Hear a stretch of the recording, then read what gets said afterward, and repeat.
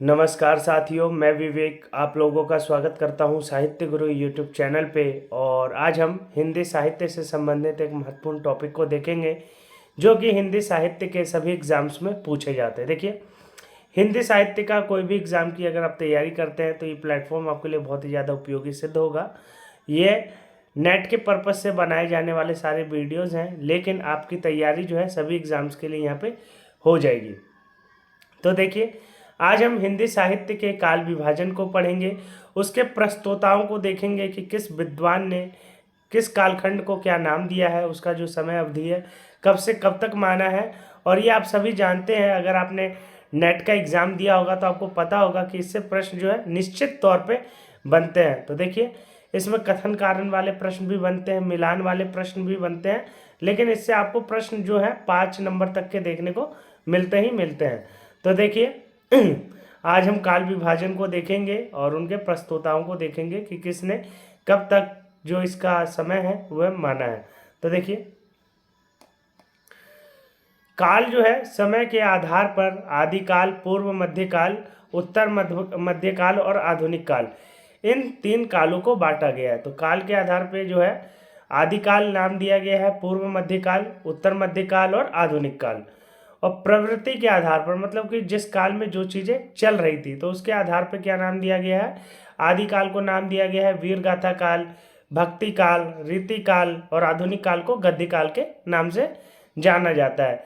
तो ये चीज़ें आपको दिमाग में बिल्कुल क्लियर होनी चाहिए, क्योंकि इनसे जो प्रश्न है इसी तरह से बनेंगे। वही देखिए, साहित्य के नाम पर और साहित्यकारों के नाम पे भी आपको पता है कि काल विभाजन किया गया है। जैसे कि एक काल को हम भारतेंदु युग के नाम से ही जानते हैं, द्विवेदी युग के नाम से जानते हैं। तो देखिए, इन साहित्यकारों के नाम से भी काल विभाजन किया गया है। और देखिए, सुधार आंदोलन के आधार पर भी पुनर्जागरण काल, जागरण सुधार काल, ये सारे नाम दिए गए हैं। और विभिन्न इतिहासकारों के द्वारा किया गया हिंदी साहित्य के इतिहास का काल विभाजन जो है इस तरह से है। अब हम उनके जो प्रस्तोता हैं उनके काल विभाजनों को देखेंगे। तो देखिए, जॉर्ज ग्रियर्सन ने सबसे पहले काल विभाजन करने की कोशिश की हिंदी साहित्य में। तो इन्हीं से शुरुआत मानी जाती है। हिंदी में काल विभाजन का जो भी मतलब काम है जॉर्ज ग्रियर्सन से ही माना जाता है। और इनकी पुस्तक का नाम आपको पता होगा, the modern vernacular Hindi literature. तो इनकी किताब में सबसे पहले ये चीज़ देखने को मिलती है काल विभाजन से संबंधित। तो इन्होंने सबसे पहले जो है काल विभाजन का काम किया। तो देखिए, इन्होंने जो किया है 11 भागों में, मतलब 11 युगों में ना हिंदी साहित्य को बांटा है। तो देखिए, उनके नाम किस तरीके से रखे गए हैं। चारण काल नाम बहुत ज़्यादा पूछा जाता है मिलान में कि चारण काल जो नाम है किसके द्वारा दिया गया, जॉर्ज ग्रियर्सन के द्वारा। और इसका जो समय अवधि है ना 700 से लेके 1300 ईस्वी तक माना गया है। और आदि काल को इन्होंने चारण काल नाम दिया है। 15वीं सदी का धार्मिक पुनः जागरण काल, मतलब भक्ति काल को इन्होंने क्या कहा है, 15वीं सदी का धार्मिक पुनः जागरण काल कहा है। और जायसी का प्रेम काव्य आ जाता है उसके बाद। और उसके बाद इन्होंने नाम दिया है ब्रज का कृष्ण भक्ति संप्रदाय 1500 से ईस्वी से 1600 ईस्वी तक के काल को। उसके बाद मुगल दरबार का नाम दिया है, फिर नाम दिया है तुलसीदास नाम दिया है, फिर दिया है रीति काव्य दिया है जिसका समय 1580 से 1692 ईस्वी तक माना है। अगर हम देखें तुलसी के अन्य परवर्तियों को देखें तो देखिए और क्या नाम दिए गए हैं उनके बाद के जो रचनाकार हैं, या उनके बाद जो जितने भी रचनाकार आए तो उनको किस तरह से काल में विभाजित किया गया है। तो 18वीं शताब्दी का काल दिया गया है 1700 ईस्वी से 1800 ईस्वी तक के। और उसके बाद आपको पता होगा कि अंग्रेजों का शासन हो गया था भारत पर। तो उस काल को नाम दिया गया है कंपनी के शासन में हिंदुस्तान 1800 से 1857 ईस्वी तक। उसके बाद जैसा कि आपको पता है कि पहले कंपनी शासन करती थी, उसके बाद महारानी विक्टोरिया का शासन आ गया था, तो उन्होंने नाम दिया है विक्टोरिया के शासन में हिंदुस्तान। उसके बाद हम देखेंगे काल विभाजन मिश्र बंधुओं के द्वारा किस प्रकार से किया गया है। तो सबसे पहले हमने जॉर्ज ग्रियर्सन का देखा, अब हम मिश्र बंधुओं का देखेंगे। आपको पता होगा कि मिश्र बंधु जो थे 3 भाई थे, श्याम बिहारी, गणेश बिहारी और सुखदेव बिहारी। और मिश्र बंधुओं के नाम से ही अपनी रचनाएं क्या करते थे। तो देखिए, मिश्र बंधुओं ने 5 युगों में जो है हिंदी साहित्य को बांटा है। पहले काल का जो नाम दिया है आरंभिक काल, जिसका समय है 700 विक्रम संवत से 1444 विक्रम संवत। विक्रम संवत में ये डेट बताई गई है। आपको पता होगा कि जो विक्रम संवत होता है वह हमेशा जो ईस्वी में डेट चलती है उससे 57 साल आगे होता है। वहीं देखिए आरंभिक काल को दो भागों में बांटा गया है, जिसको नाम दिया गया है पूर्व आरंभिक काल, जिसका समय 700 विक्रम संवत से 1343 विक्रम संवत है, और उत्तर आरंभिक काल जिसका समय 1344 विक्रम संवत से 1444 विक्रम संवत माना गया है। वहीं देखिए माध्यमिक काल 1445 विक्रम संवत से 1680 विक्रम संवत तक माना गया है, और माध्यमिक काल को दो भागों में बांटा गया है। पूर्व माध्यमिक काल 1445 विक्रम संवत से लेके 1560 विक्रम संवत, और प्रौढ़ माध्यमिक काल 1561 विक्रम संवत से लेके 1680 विक्रम संवत तक माना गया है। किसके द्वारा माना गया है? मिश्र बंधुओं के द्वारा यह माना गया है। वहीं देखिए मिश्र बंधुओं ने रीति काल को क्या नाम दिया है? तो रीति काल को इन्होंने नाम दिया है अलंकृत काल। रीति काल को इन्होंने अलंकृत काल के नाम से जाना है, और इसका जो समय बताया है 1581 विक्रम संवत से लेके 1589 विक्रम संवत तक। तो ये जो है मिश्र बंधुओं के द्वारा किया गया काल विभाजन है, और इनसे प्रश्न बनने स्वाभाविक है।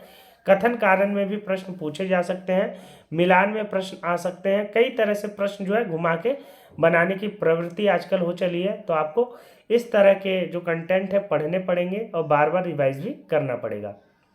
देखिए अलंकृत काल को दो भागों में बांटा गया है। पहले को क्या नाम दिया गया? जिस प्रकार से हम मध्य काल को दो भागों में बांटते हैं, पूर्व मध्यकाल और उत्तर मध्यकाल, तो अलंकृत काल को भी दो भागों में बांटा है। पूर्व अलंकृत काल 1681 विक्रम संवत से लेकर 1790 तक, और उत्तर अलंकृत काल 1791 विक्रम संवत से लेकर 1889 विक्रम संवत तक। वहीं देखिए परिवर्तन काल, आधुनिक काल को क्या नाम दिया है मिश्र बंधुओं ने? परिवर्तन काल के नाम से दिया है, जिसको हम भारतेंदु युग के नाम से जानते हैं। तो परिवर्तन काल के नाम से दिया है, और इसका जो समय है 1889 विक्रम संवत से लेके 1925 विक्रम संवत के डेट रखी गई है। वर्तमान काल 1925 विक्रम संवत से अब तक, जिसको हम छायावाद या द्विवेदी युग के बाद का काल मानते हैं, उसको वर्तमान काल के नाम से इन्होंने नाम दिया है। और ये नाम जो है मतलब पूछा जाता है, और इनसे प्रश्न जो है बनने की संभावना रहती है। वहीं देखिए आचार्य रामचंद्र शुक्ल के द्वारा किया गया काल विभाजन, मतलब इनको आप याद कर लेना, क्योंकि इनसे प्रश्न तो 100% बनेंगे ही बनेंगे। तो देखिए आचार्य रामचंद्र शुक्ल के द्वारा जो काल विभाजन किया गया है वह किस आधार पर किया गया है, इसको देखने की कोशिश करते हैं। देखिए जो रचना है हिंदी साहित्य का इतिहास, रामचंद्र शुक्ल की रचना है, 1929 ईस्वी में लिखी गई थी। ठीक है, इसको पहले शब्द सागर जो शब्द कोश थी उसकी भूमिका के तौर पर लिखा गया था, लेकिन ये जो मतलब भूमिका थी बहुत बड़ी थी, एक किताब के रूप में बाद में इसको 1929 में प्रकाशित करवाया गया। वहीं देखिए आदिकाल को जो रामचंद्र शुक्ल हैं उन्होंने ही वीरगाथा काल नाम दिया है प्रवृत्ति के आधार पर, कि मतलब उस समय की जो रचनाएं हैं सबसे ज़्यादा हमें वीरगाथात्मक दिखती हैं। मतलब राजाओं का जो वर्णन है इतना बढ़ा चढ़ा करके किया गया है कि राजाओं को एक देवता के तुल्य बना दिया गया है। तो उस प्रकार की रचनाएं हमें देखने को मिलती है, इसलिए रामचंद्र शुक्ल ने आदि काल को नाम दिया है वीरगाथा काल, और इसकी प्रवृत्ति जो है वीरगाथात्मक है, इसीलिए इसको हम वीरगाथा काल के नाम से भी जानते हैं। और इन्होंने आदि काल का जो समय है वह समय निर्धारण 1050 विक्रम संवत से लेकर 1375 विक्रम संवत तक माना है। वहीं देखिए मध्यकाल को इन्होंने दो भागों में बांटा है। पहले को पूर्व मध्यकाल के नाम से जाना जाता है, जिसको हम भक्ति काल के नाम से जानते हैं, क्योंकि भक्ति की प्रवृत्तियां इस काल की रचनाओं में सबसे ज़्यादा है, तो भक्ति काल के नाम से इन्होंने इसका नाम रखा। और 1375 विक्रम संवत से 1700 विक्रम संवत तक इसका जो है समय अवधि माना जाता है। वही देखिए उत्तर मध्यकाल, जिसको हम रीति काल के नाम से जानते हैं, जिसको मिश्र बंधुओं ने श्रृंगार काल नाम दिया है।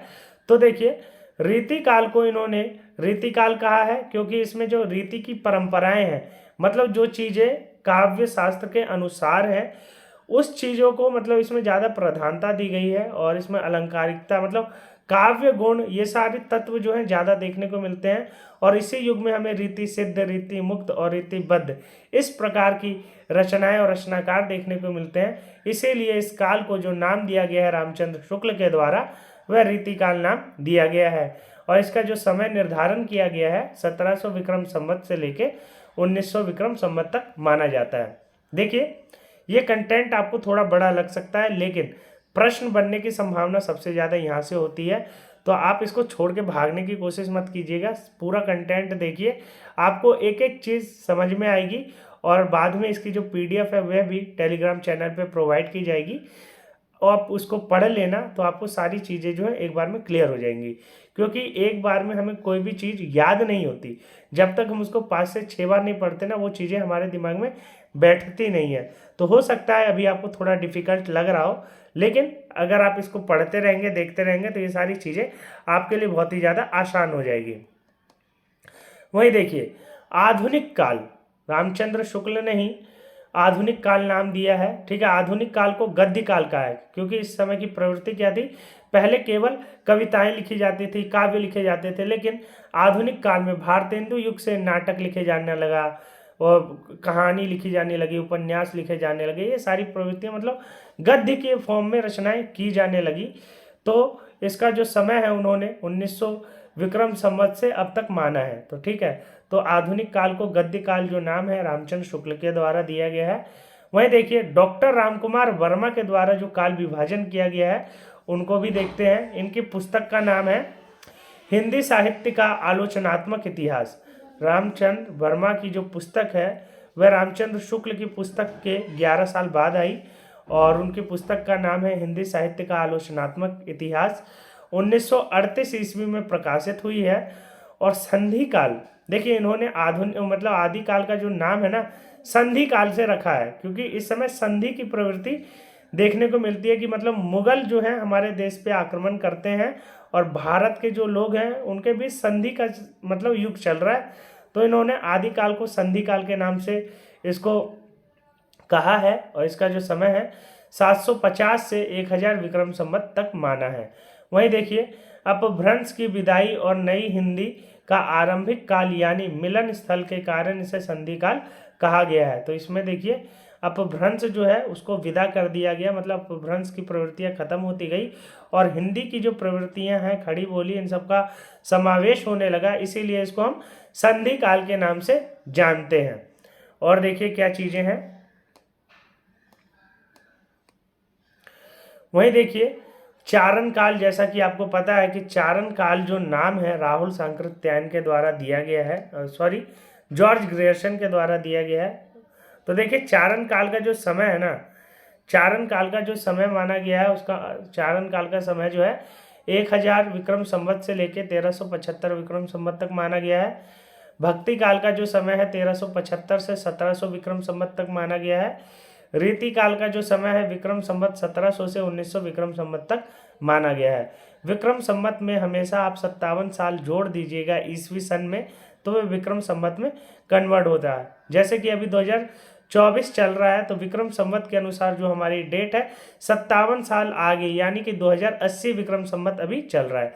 तो ये चीज़ें जो है आपको पता होनी चाहिए, क्योंकि एग्जाम्स में कभी कभी एग्जामिनर जो है आपको दे देगा ईस्वी सन में डेट, और कहेगा विक्रम संवत में बताओ कि ये जो डेट है कब की होनी चाहिए, या दे देगा विक्रम संवत में और ईस्वी सन का पूछेगा। तो ये आपको पता होना चाहिए, और ये चीज़ें जो है याद होनी चाहिए।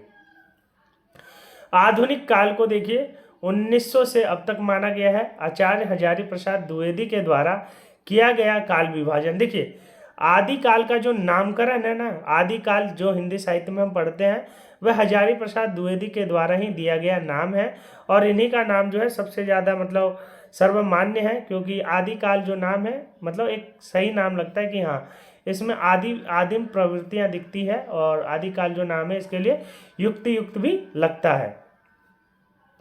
अगर देखें रचना जो है हजारी प्रसाद द्विवेदी की, तो रचना का नाम है इनका हिंदी साहित्य उद्भव और विकास, जिसका प्रकाशन 1952 ईस्वी में हुआ है। और आदिकाल जो है, आदिकाल को इन्होंने 10वीं शताब्दी से लेकर 14वीं शताब्दी तक माना है। भक्ति काल का समय इन्होंने 14वीं से 16वीं शताब्दी तक माना है। रीतिकाल को इन्होंने 16वीं से 19वीं शताब्दी तक माना है। और आधुनिक काल को इन्होंने 19वीं से मध्य से आगे माना है ना, मतलब 19वीं शताब्दी के बाद माना है। वहीं देखिए जिन्होंने वैज्ञानिक इतिहास लिखा है डॉक्टर गणपति चंद्र माथुर द्वारा जो काल विभाजन किया गया है, इसको भी आप देख लीजिए। इनकी रचना का नाम है हिंदी साहित्य का वैज्ञानिक इतिहास। यह पूछा जाएगा कि हिंदी साहित्य का वैज्ञानिक इतिहास जो है किसकी रचना है, तो यह रचना है गणपति चंद्र माथुर। ठीक है, गणपति चंद्र के द्वारा लिखा गया है, डॉक्टर गणपति चंद्र माथुर इनके द्वारा लिखा गया है। इसका जो प्रकाशन है 1965 में किया गया है। 2 भागों में यह रचना हमें देखने को मिलती है। और इसका जो प्रारंभिक काल का नाम है ना, शून्य काल दिया गया है। इन्होंने जो प्रारंभिक काल का नाम दिया है वह नाम दिया है शून्य काल, जिसका समय 1184 ईस्वी से 1350 ईस्वी माना है। तो यह भी पूछा जाएगा कि शून्य काल के नाम से आदिकाल को किसने संबोधित किया है, तो गणपति चंद्र ने ये संबोधित किया है और ये आपको पता होना चाहिए। मध्यकाल या माध्यमिक काल, देखिए मध्यकाल या माध्यमिक काल, तो मध्यकाल या माध्यमिक काल का जो समय है ना, मध्यकाल को इन्होंने माध्यमिक काल के नाम से संबोधित किया है। और इसका जो समय है 1350 ईस्वी से 1859 ईस्वी तक इसका जो समय है माना है। और देख लीजिए पूर्व मध्यकाल को इन्होंने उत्कर्ष काल के नाम से जाना है। और मध्यकाल या चरमोत्कर्ष काल का जो समय है इन्होंने 1500 ईस्वी से 1857 ईस्वी तक माना है। आधुनिक काल का जो समय बताया है इन्होंने 1857 ईस्वी से 1965 ईस्वी के आगे तक माना है। और आधुनिक काल को गणपति चंद्र माथुर या गुप्त जी ने अपनी उपविभाजन क्रिया है। ठीक है, उन्होंने उपविभाजन किया किसको, आधुनिक काल को ही गणपति चंद्र गुप्त ने ही उपविभाजित किया है। जैसे कि हम पढ़ते हैं कि आधुनिक काल में भारतेंदु युग हो गया, द्विवेदी युग हो गया, तो ये सब जो नाम दिए गए हैं ना गणपति चंद्र शुक्ल के द्वारा दिए गए हैं। और ये जो नाम है ये बहुत ही ज़्यादा महत्वपूर्ण है। तो देखिए क्या है, भारतेंदु युग का जो नाम है वह गणपति चंद्र के द्वारा ही दिया गया, डॉक्टर गणपति चंद्र शुक्ल के द्वारा ही दिया गया है। और 1857 ईस्वी से 1900 ईस्वी तक इसका जो समय है माना जाता है। द्विवेदी युग का भी नाम इन्होंने ही दिया है, 1900 ईस्वी से 1920 ईस्वी तक इन्होंने इसका समय माना है। छायावाद युग, देखिए छायावाद युग कितना प्रमुख युग है हिंदी साहित्य में, उसका भी जो नामकरण है इन्हीं के द्वारा किया गया है 1920 ईस्वी से 1937 ईस्वी तक। प्रगतिवाद जो कि छायावाद के बाद का युग है 1937 से 1945 ईस्वी तक इन्होंने माना है हमें, लेकिन कहीं कहीं 1943 ईस्वी तक ही प्रगतिवाद का जो समय है देखने को मिलता है। वहीं देखिए प्रयोगवाद जो है 1945, कहीं कहीं पे आपको 1944 या 43 से ही शुरू देखने को मिलेगा। तो प्रयोगवाद का समय इन्होंने 1945 ईस्वी से 1965 ईस्वी तक माना है। उसके बाद देख लीजिए डॉक्टर नगेंद्र का जो काल विभाजन है उन्होंने किस प्रकार से किया है। तो देखिए डॉक्टर नगेंद्र की रचना का नाम है हिंदी साहित्य का बृहद इतिहास। हिंदी साहित्य का बृहद इतिहास पूछा जाता है किसकी रचना है, तो डॉक्टर नगेंद्र की रचना है, जो कि 10 खंडों में मतलब बटी हुई है ना। आदिकाल को इन्होंने 7वीं शताब्दी शताब्दी मध्य से 14वीं शताब्दी मध्य तक माना है। और ईस्वी में अगर देखें आदिकाल का तो 650 ईस्वी से 1350 ईस्वी तक इन्होंने आदिकाल का समय जो है माना है। उसके बाद देखिए नगेंद्र ने भक्ति काल को 14वीं शताब्दी मध्य से 17वीं शताब्दी मध्य तक माना है। मतलब जो 1350 ईस्वी से लेके 1350 ईस्वी से लेके 1600 ईस्वी तक जो है इन्होंने भक्ति काल का समय माना है, अगर ईस्वी सन में डेट देखें तो। और रीतिकाल को देखिए 17वीं शताब्दी मध्य से 19वीं शताब्दी मध्य तक माना है, मतलब 1850 ईस्वी तक इन्होंने रीतिकाल का समय जो है माना है। आधुनिक काल को इन्होंने 19वीं शताब्दी मतलब 1850 से रीति वो उसको आधुनिक काल की शुरुआत मानी है, मतलब कि भारतेंदु युग से ही, और उसके बाद तक के काल को इन्होंने आधुनिक काल की श्रेणी के अंतर्गत ही रखा है। वही देखिए, डॉक्टर नगेंद्र ने आधुनिक काल को 4 भागों में बांटा है, और उनके नाम जो है देखिए क्या है। जो हम ये काल का नाम देखते हैं कि आधुनिक काल का नाम भारतेंदु युग को हम पुनर्जागरण काल या भारतेंदु युग के नाम से जानते हैं, वह नगेंद्र के द्वारा दिया गया है। ये जो नाम है पुनर्जागरण काल, ये नगेंद्र के द्वारा दिया गया है, और 1857 ईस्वी से 1900 ईस्वी तक इसका जो है समय माना जाता है। उसके बाद जागरण सुधार काल, जिसको हम द्विवेदी युग के नाम से जानते हैं, 1900 ईस्वी से 1918 ईस्वी तक इसका जो समय है माना जाता है। और आप इसको भी देख लीजिए कि जो छायावाद है, छायावाद को हम 1918 ईस्वी से जो 1938 या 37 ईस्वी तक मानते हैं, इसका समय काल जो है यहाँ तक माना जाता है। छायावादोत्तर काल यानी कि प्रगतिवाद का जो समय है, छायावादोत्तर काल जो नाम दिया है, वह भी इन्हीं के द्वारा दिया गया है, नगेंद्र के द्वारा 1938 ईस्वी के आगे तक का काल माना गया है। उसके बाद देखिए, छायावादोत्तर काल को इन्होंने 2 भागों में बांट दिया। पहले का नाम दिया प्रगति प्रयोग काल। तो यह भी पूछा जा सकता है कि प्रगति प्रयोग काल जो नामकरण है किसके द्वारा दिया गया है, उसका जो समय है कब से कब तक माना जाता है, तो 1938 ईस्वी से 1953 ईस्वी तक माना जाता है। और नवलेखन काल इन्होंने दूसरा नाम दिया है, जिसको 1953 ईस्वी से आगे तक के समय को माना जाता है। वहीं देखिए, डॉक्टर बच्चन का काल विभाजन भी देखते हैं, जिन्होंने हिंदी साहित्य का दूसरा इतिहास लिखा है। तो देखिए, इनकी इतिहास पुस्तक का जो नाम है दूसरा इतिहास है, और ये जो पुस्तक है बहुत ही ज़्यादा महत्वपूर्ण है और नेट के सिलेबस में लगी है, इसको पढ़ना है। तो देखिए, इनकी पुस्तक के अनुसार जो है इन्होंने किस प्रकार का काल विभाजन किया है, तो इसको भी एक बार हम देख लेते हैं।